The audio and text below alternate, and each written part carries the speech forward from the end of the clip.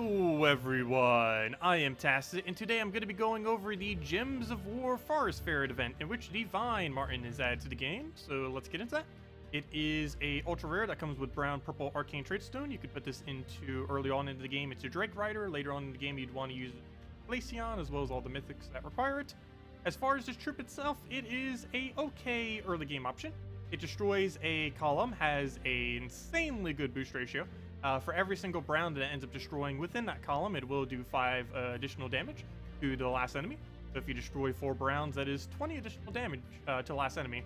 What also makes that pretty useful is the fact that it has 75% start if you end up getting it fully traded, which you could easily do just by buying this pack a few times. Plus it's stealthy, so it can't be directly targeted, and yeah, that's a pretty decent amount of concentrated damage to have, especially if you had something like a Brown Storm off of Mountain Crusher, or just a lot of browns on the board in general, like from an apothecary feeding it, or just having it on the board. But yeah, really good boost ratio for early game. Won't really be used for the most part for much else other than farming it for a bunch of extra gold this week, because we do have quite a few different things that we get gold from. First things first, event key drop table. Go over this again in a second, but we do have a new legendary that is currently in it. It is one that gives elves 50% mana start, so it's decent to go open up event keys to try to go get that new troop.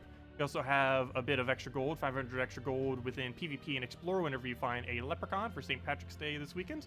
So yeah, you'll be able to find a bunch of extra gold, and that will stack with the other event that we have right now, which is a additional 400 gold every single time you run the Divine Martin in PvP or Explore.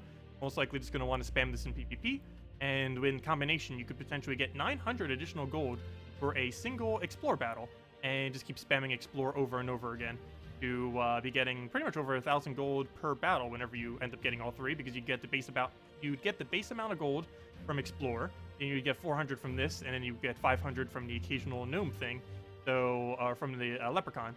So yeah, quite a bit of free gold in Explore this week, probably even slightly better than PvP rate if you go quick enough. As far as other stats, we have 10% to all Forest of Thorns, 10% to all elves. Not going to make too big of a difference, but it does help the new troop if nothing else. And other than that, we have to go do a bunch of explores anyways, because every single time we end up killing a red and explore, it'll count towards the objective, and it's not even doable in PvP, so might as well just go somewhere like Pride Lands or wherever else you might need a farm that has a lot of reds, and simply just go spam with a gold farming team that has a Vine Martin in it. Other than that, of course, event keys. It is somewhat worth opening this week. Let me go over to the page. For one, it is possible to get Forest of Thorns to 14 stars as well as 15. I'm actually pet blocked right now. Again, we're on Mrs. Skills pet blocked, and we're pet blocked on this. But assuming you're not pet blocked with one level 20 pet from Forest of Thorns, it can currently be 14 starred, and this Friday with Bounty Hunter, it'll be 15 stars. So yeah, quite high. But event keys, they are useful for several reasons. There's a couple drops that are in there. Not too many of them, but where to go? Forest of Thorns. So, as far as useful drops from this, there is Forest Troll, great green spammer, particularly with Titan. There's Green Seer, just a green spammer in general. There's King Avelorn, which was just added this week, so good to get that. There's sometimes later an Ariel, there's Rowan, and there's Sylvain Moore. And the only other thing that is pretty much worth it from this kingdom is Yasmin's Chosen. It's not really used that often, however, it is required for 10-star plus on Forest of Thorns. So it is required if you want to go get the additional stat from Forest of Thorns. So you could potentially open up keys until you end up getting her, if you so choose. But I would definitely highly advise leaving this week, at least with Sylvain Moore, if nothing else, to try getting a copy of it. Rowan you could already have for free, and probably already do. But in your attempt to get a Sylvain Moore, you're most likely going to pick up the new troop as well. So probably within about 50 or so. Hopefully you can get lucky and end up getting both of them go. It could take about 100 or 150 or so. Anyways, of course, we have Guild Wars this week. As far as other objectives, we have the first of them, mistaken Fang Moor event, since it was released just about a little over a month ago. So you'll be able to farm that up again. This Wednesday, we're actually getting a brand new pet. It is a dwarf pet for dwarf bonus. That's going to be pretty good for Red Guild War Day, as it tends to be one of the few instances where 4 times dwarf are ran. However, not really many other instances where 4 times dwarf really comes out. Of course, you normally do it with Ruin Priest, with High King Iron Gut. I mean, not High King Iron Gut, with High Forge, and just put 2 other decent dwarves onto the team, normally the 2 beards, that end up doing triple damage, and that tends to be something along the lines of what the team is, but it'll mainly just help with dwarves to make them a little bit stronger and give them more durability, since I believe a good majority of that is simply HP that I'll be giving them as a bonus. This Thursday, we do have Archer class, which is from Forest of Thorn, so it's synergized with that. And as I mentioned, this Friday, we have Bounty Hunter, specifically with a new Forest of Thorn troop that will bring it to 15 stars. As far as Soulforge, we have something really shiny this week, and that is Possessed King. The previous time I said Possessed King, I said it probably wasn't that worth to craft. Now, because I knew we'd most likely have another one before then, and we do. And now it is like top 5. Possessed King is probably 4th or 5th craft troop in game now. List is probably Infernus, then Fair Shra, then possibly 2nd Fair Shra, then Iron Gut, then Possessed King. So like 4th or 5th, depends how you look at it. But yeah, it is really important to get now.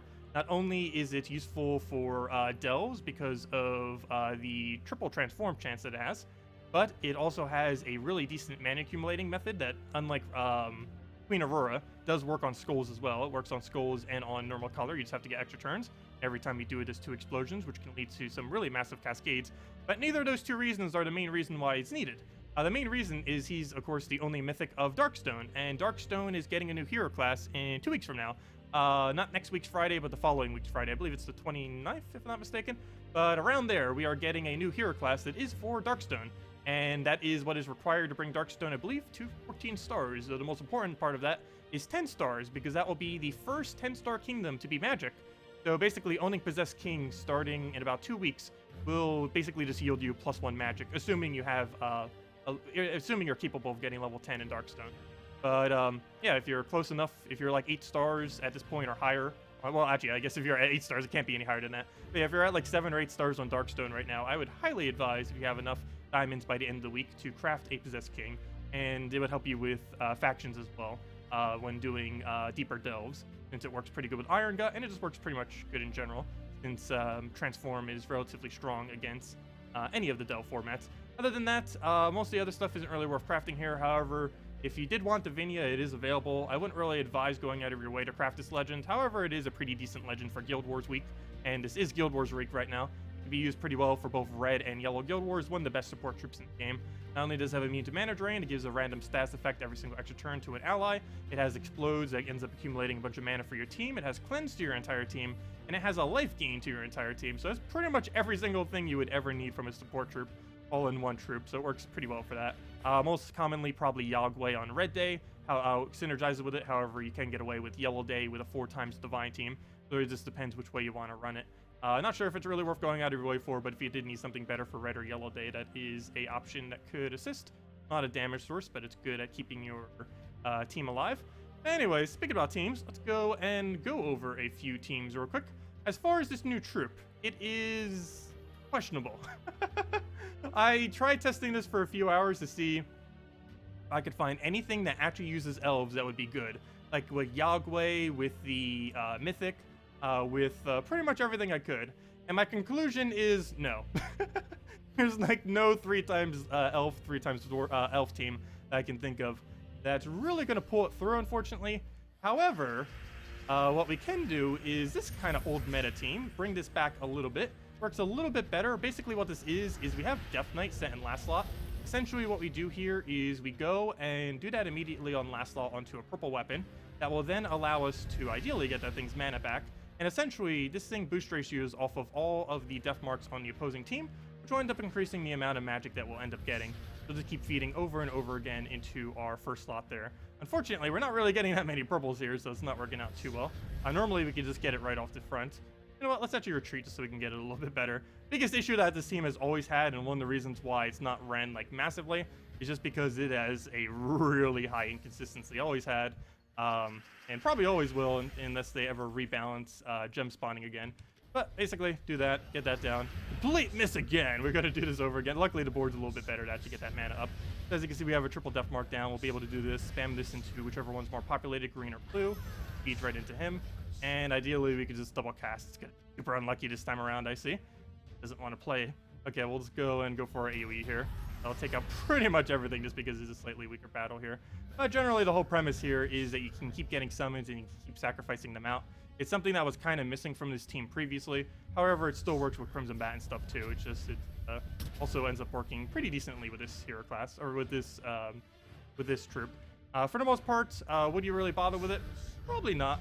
But it's fun to see this team again actually trying to function, since we haven't really had a way to advance this team any further than past the previous Crimson Bat format. But I do personally feel like if the game would ever stop trolling us, that this version is better than the Crimson Bat format.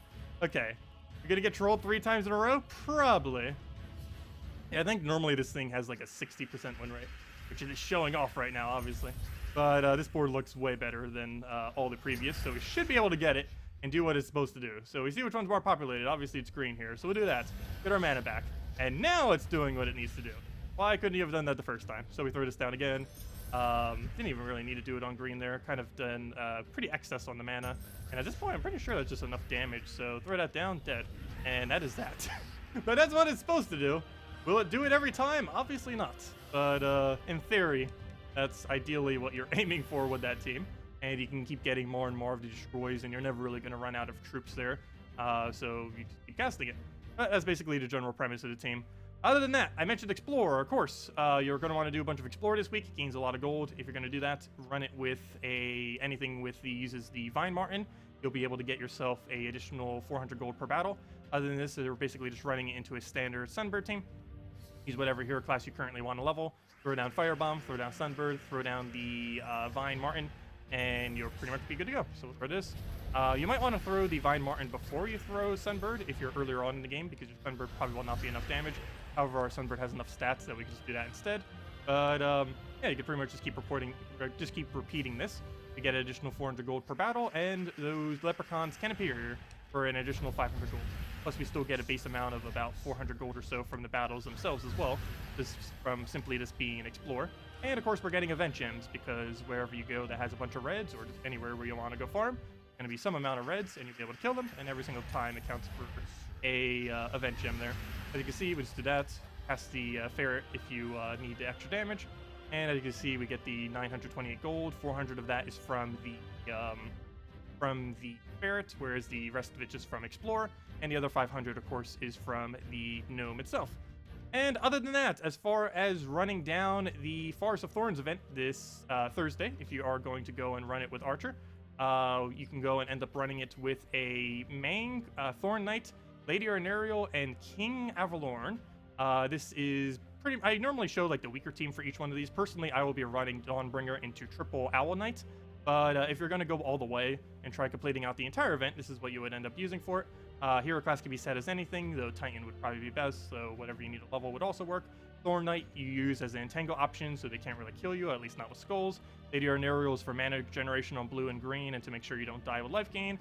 And King Avelorn is basically just to replace out any troops in case they die, and it also ends up giving the rest of your team half mana start other than hero. And even if you set it to Archer, it doesn't really make much of a difference, because Archer already has half mana start, so that synergy won't really do anything, unfortunately. But there's that, and other than that, if you need a early game Avelorn team, you can actually just spam it with the Vine Martin. You could either go Mountain Crusher with any hero class you want, ideally Titan, but any that you need a level would also work, followed by Vine Martin with King Avelorn and another Vine Martin, or you can simply just spam triple of them with a King Avelorn. And I guess we'll go show this real quick. I do need to go to a slightly weaker battle, just so we don't completely fail on it. But basically, the whole premise of this team is he does have a multi-boost ratio. I forget if I actually showed it in this video, but he deals damage to all enemies, boosted by Elf, Elemental, and Beast.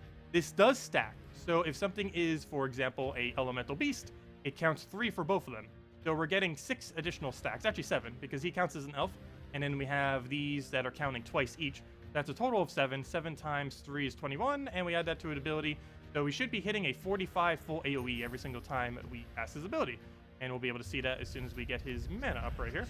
We'll just take it immediately just so we can show it. So there should be 45 onto everything. As you can see, 45 down the line. So it does get boost ratio twice from anything that does use double of those. Ideally, and most optimally, this troop would be used with an entire team of Elf Beast or Elf Elementals.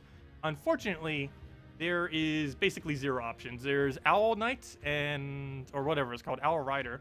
And I believe that's it. I think that's the only one that overlaps both of them as far as either Elf Beast or Elf Elemental. Because while there are quite a few Elemental Beasts, which would double boost ratio for it, the problem with that is it doesn't give it half mana start. Of course, with these, it doesn't matter since they already have 75% mana start.